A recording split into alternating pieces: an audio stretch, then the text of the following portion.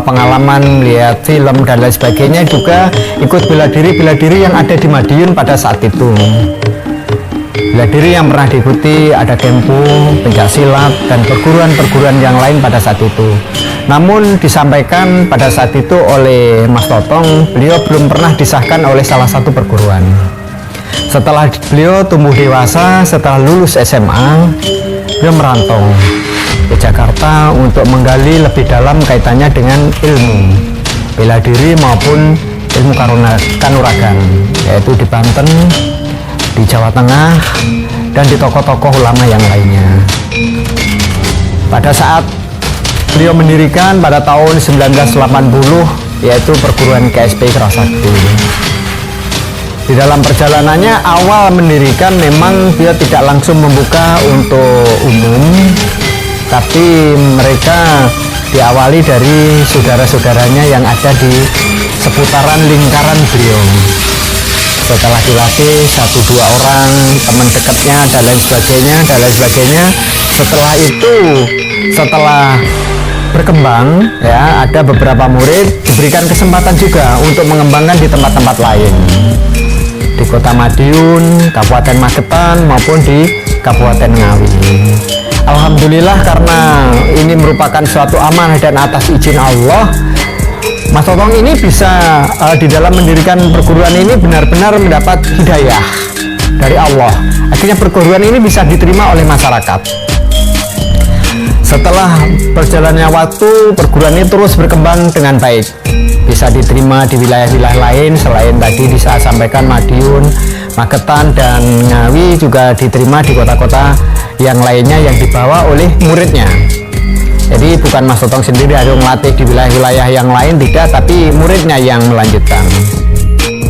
Terus di dalam perjalanan kami selaku murid, boleh dikatakan selaku anak, selaku adik, karena memang jenjang usia yang tidak begitu jauh. Beliau dilahirkan tahun 53, saya dilahirkan tahun 66, begitu ibaratnya seorang kakak dengan adik. Kami selalu begitu saya mengikuti latihan pada tahun 1982, pada saat itu saya masih duduk di bangku SMP kelas 1, saya terus ikut berlatih. Dan pada saat saya sekali ikut berlatih, saya tidak pernah putus. Saya selalu ada komunikasi dan selalu berdekatan dengan beliau. Ya, akhirnya dibentuklah suatu perguruan ini. Menjadi awalnya perguruan itu perguruan yang tertutup, hanya internal antara guru dan murid, antara yai dan istilahnya santri. Kenapa di belakang logo IKS itu ada gambar manusia yang di belakangnya terbayangan ada kera? Itu adalah merupakan salah satu jurus yang dipelajari oleh IKS, yaitu Kerasakti. Kenapa ngambil Kerasakti? Karena guru ini merupakan orang yang benar-benar mempunyai firasat yang sangat bagus sekali. Karena IKS atau kera ini merupakan suatu hewan yang sangat cerdik sekali di antara hewan-hewan yang lain, ya.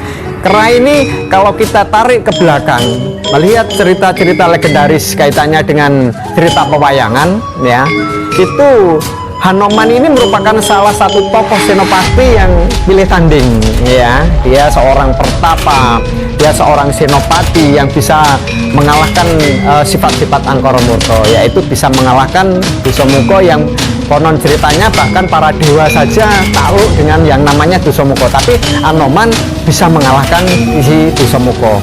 Dan gerakan yang diambil karena kecerdikan dan kegesitan kera itulah yang diambil oleh guru kita. Jadi itu hanya sebagai lambang saja, sehingga simbol itu dianggap mereka masyarakat secara umum yang belum menggeluti katanya IKS, banyak yang mengatakan bahwa IKSP Kerasakti ini ajarannya sesat. Kalau kita melihat ajaran yang diberikan katanya doa ya semuanya akan tahu bagaimana sarsilah isinya. Kita mendoakan guru, bagaimana kita di situ ada ajaran-ajaran yang selalu mendekatkan kepada Allah. Kaitannya agama, semua agama bisa masuk untuk menjadi bagian dari KSP Kerasakti. Agama Islam, Nasrani, Hindu, Buddha, dan lain sebagainya bisa bergabung dengan IKS. Untuk suku, ras, dan golongan juga tidak bedakan. Golongan apapun bisa masuk menjadi bagian IKSP Kerasakti, tidak membedakan. Kaitannya dengan ajaran, memang guru itu belajar dulunya dari para yai. Akhirnya di situ banyak ilmu yang didapatkan itu dari Al-Quran. Tapi itu ilmu, sekali lagi itu bukan ajaran suatu agama, tapi itu ilmu, kebetulan ilmu itu didapatkan dari Al-Quran, dan Al-Quran itu dari bahasanya bahasa Arab. Jadi bukan mereka yang ikut di IKS ini wajib untuk masuk menjadi memeluk agama Islam, tidak, tapi itu semuanya boleh mengikuti. Bahkan di situ ada juga ilmu-ilmu dari kejawen dan lain sebagainya, karena memang guru belajar dari beberapa guru, tidak hanya ke satu guru. Jikung ini adalah merupakan suatu gerakan, yaitu pernapasan. Kita orang hidup ini selalu membutuhkan udara yang bersih, kekuatan di dalam diri kita. Tujuannya, istilahnya Jikung itu mengambil kekuatan alam dengan menghirup napas kuat-kuat ke dalam diri kita. Setelah itu ditahan kekuatan alam itu, ditahan di dalam diri kita. Setelah semuanya diolah oleh tubuh kita, baru itu dikeluarkan lewat mulut.